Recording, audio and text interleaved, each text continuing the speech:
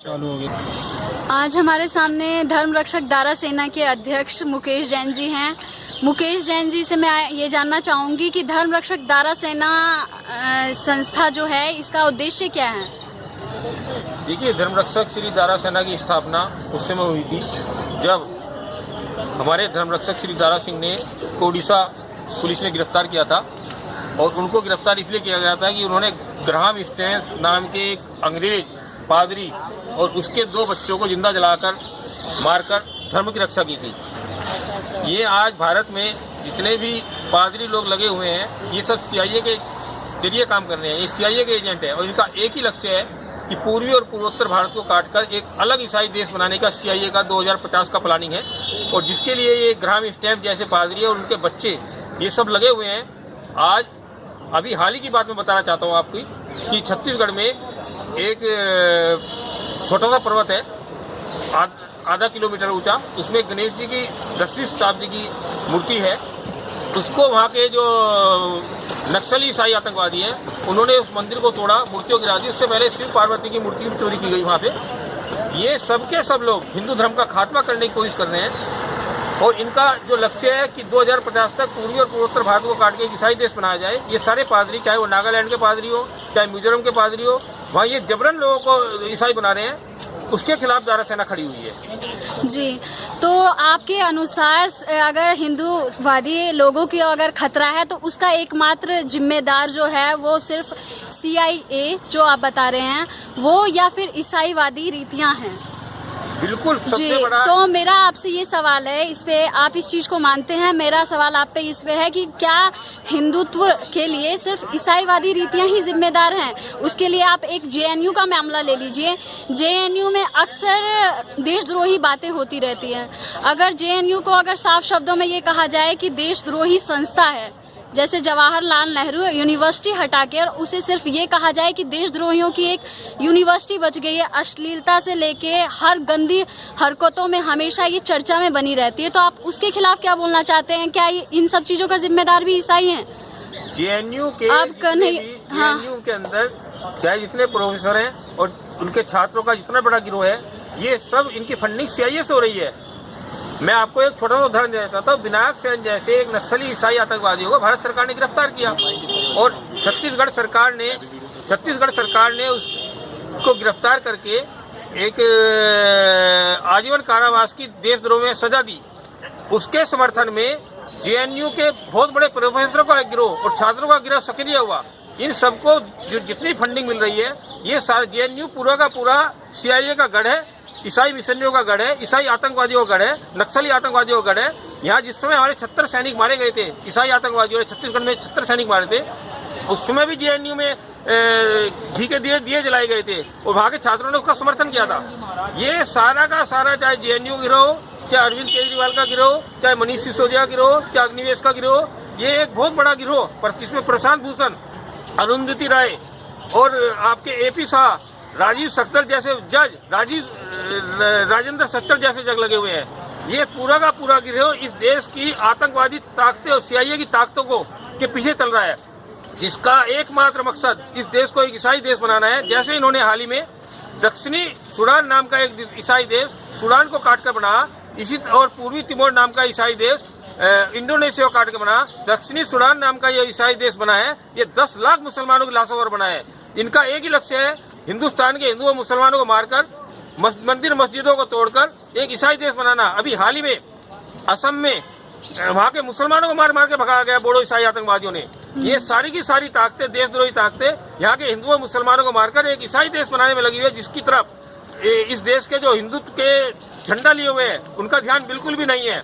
और वो इस आतंकवाद को माओवादी आतंकवाद, चीन का आतंकवाद बताकर इस देश की जनता को, इस देश के हिंदू समाज को गुमराह कर रहे हैं। इस सब के पीछे एक ही कारण है, अमेरिका का आतंकवाद। जी, मेरा अब आपसे दूसरा सवाल यह है कि JNU के देशद्रोही आरोपी कन्हैया कुमार को समर्थन देते हुए राहुल गांधी के ऊपर क्या कार्यवाही होनी चाहिए? जैसा कि कन्हैया जो है वो पाकिस्तान जिंदाबाद, देशद्रोही की अक्सर इतनी घटनाएं होती है जिसको न्यायाधीश न्यायालय में भी उसको देशद्रोही घोषित कर दिया गया।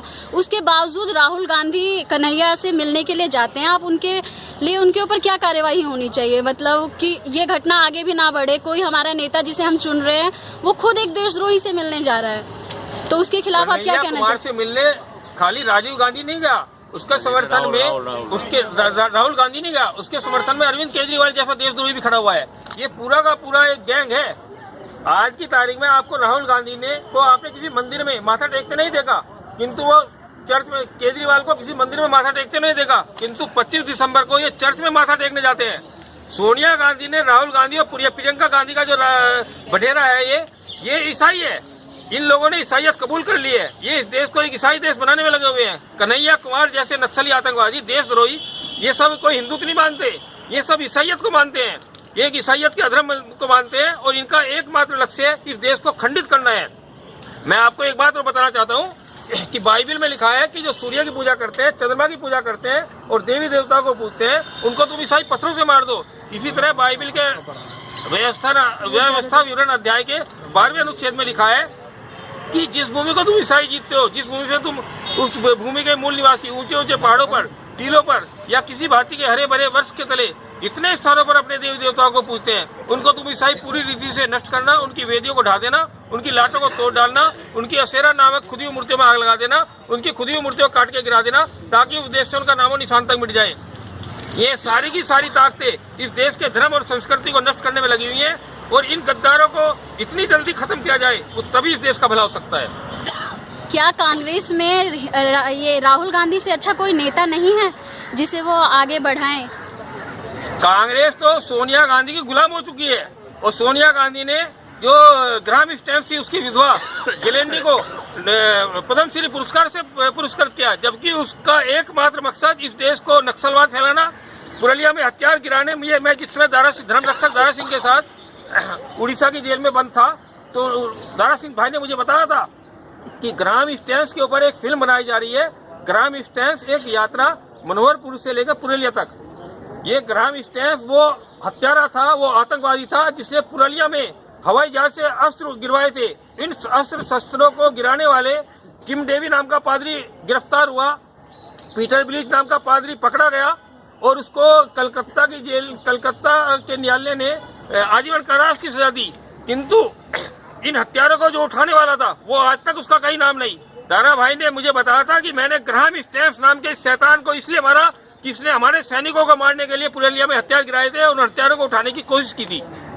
जी, क्या आप देश को हिंदू राष्ट्र घोषित करने के पक्ष में हैं या नहीं?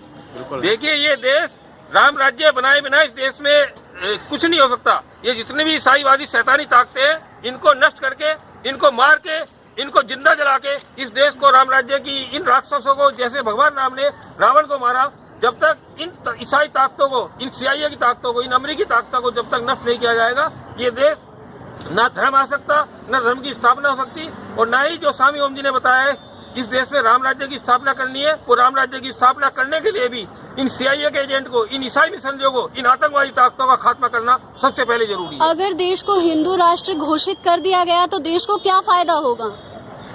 देश को धर्म की स्थापना ही हर व्यक्ति का प्रमुख लक्ष्य होता है। जब तक देश में धर्म की स्थापना नहीं होगी तब तक देश बन ही नहीं सकता है। अधर्म का वास किसी भी देश में नहीं हो सकता है। इस देश में अधर्म का वास होता है वो देश नष्ट हो जाता है। ये जितनी भी शैतानी ताकतें हैं ना, इनको नष्ट करने के लिए इस देश को हिंदू राष्ट्र बनाना बहुत जरूरी है। जो आजकल ये देशद्रोही बनने के, जो देशद्रोही अल्पसंख्यकों को के खिलाफ क्या कार्यवाही होनी चाहिए? जो ज्यादातर लोग देशद्रोही हो रहे हैं, देश के, अपने देश में रह के देश के खिलाफ बोलते हैं और उनकी मात्रा दिन प्रतिदिन बढ़ती जा रही है। आप उनके खिलाफ क्या सजा की मांग करते हैं? अगर देशद्रोही को हमारे सामने देखा जाए कि ये देशद्रोह के पक्ष में बोल रहा है तो लोगों को क्या करना चाहिए? सरकार को उन्हें क्या दंड देना चाहिए? देखिए, सरकार में खासतौर से न्यायालय में भी एक बहुत बड़े गैंग, जजों का गैंग इन देशद्रोहियों के पक्ष में बैठा हुआ है। तीस्ता सीतलवाड़ जैसी देशद्रोही को इस देश के सुप्रीम कोर्ट के न्यायाधीश चुटकियों में रिहा करते हैं। कोर्ट की कार्यवाही बीच में रोककर उसके ऊपर सरकार को एक्शन करने से रोकते हैं। इसी के साथ साथ तीस्ता सीतलवाड़ को फोन पर जमानत दी जाती है। इस देश का एक जजों का गिरोह भी बहुत बड़ा देशद्रोही हो चुका है, और इन सबको प्रशांत भूषण इंदिरा जयसिंह जैसे वकील इन जजों की दलाली करते हैं और सीआईए का पैसा जजों तक 100 करोड़ रुपए की रिश्वत में पहुंचाते हैं। सबसे पहले तो इस सुप्रीम कोर्ट के और हाई कोर्ट के इन जजों को जो देशद्रोह में शामिल है, नक्सली आतंकवादियों को जिन्होंने आज तक कोई सजा नहीं दी, विनायक सेन जैसे दुर्दांत हत्यारों को छोड़ा है, इन जजों को सबसे पहले ठीक करना पड़ेगा और इन जजों को इनके देशद्रोह की सबसे पहले सजा देकर, और देशद्रोह की एक ही सजा है जो हर आदमी जानता है, इन जजों को देनी पड़ेगी। उसके बाद ये देश आगे बढ़ेगा। जी, मेरा आपसे अंतिम सवाल ये है कि जैसे आप हर समय बताते हैं कि जो शुरू से जो देश में मतलब धर्म रहा है वो एक हिंदू धर्म था और धर्मांतरण के जरिए अलग अलग धर्मों की सृष्टि हुई है, तो मैं ये चाहती हूँ कि अगर पुनः अगर हिंदुओं को बढ़ाना है तो धर्मांतरण कैसे करवाया जाए, मतलब हिंदुओं को कैसे बढ़ाया जाए, कैसे बदलवाया जाए उनको धर्म की। वो हिंदू थे, अब मुसलमान किसी को जाके ये कहेंगे कि भाई तुम हिंदू थे, वो हिंदू बन जाए, तो क्या ये संभव है? देखिए, धर्म तो केवल हिंदू धर्म है, बाकी सब तो अधर्म का जमावड़ा है और हिंदू का सबसे पहला कर्तव्य है वो अधर्म से लड़े। मनुस्मृति में भी कहा, धर्मो रक्षति रक्षित है, धर्मो हतो हंति। धर्म की रक्षा करने से आपकी रक्षा होगी। और ए हिंदुओं, यदि तुमने अधर्म का नाश नहीं किया तो तुम्हारा नाश निश्चित है। ईसाइयत एक अधर्म है। ईसा मसीह के अंदर यरूशलेम के महान राजा ने शैतान पाकर ही उसको मौत की सजा दी थी। इस अधर्म का यदि खात्मा नहीं किया तो हिंदुस्तानियों तुम्हारा गुलाम होना निश्चित है। और जिस तरह से अमेरिका के 10 करोड़ रेड इंडियन मारे गए, ऑस्ट्रेलिया के 5 करोड़ आदिवासियों को इन दुष्ट अंग्रेजों ने जिंदा जलाकर मार डाला, और हिंदुस्तानी तो बड़े बोले हैं, 12 करोड़ हिंदुस्तानियों को दुष्ट अंग्रेजों ने प्लेग फैलाकर मारा है। जब तक इन अधर्म का नाश नहीं होगा, इन अंग्रेजों का नाश नहीं होगा, हिंदुस्तान में धर्म सुरक्षित नहीं है। धन्यवाद मुकेश जैन जी। ये हमारे साथ धर्म रक्षक धारा सेना के अध्यक्ष मुकेश जैन एवं ओम जी महाराज, जो कि आजकल सेलिब्रिटी हैं, उनके साथ हमारे बातचीत के कुछ अंश। धन्यवाद।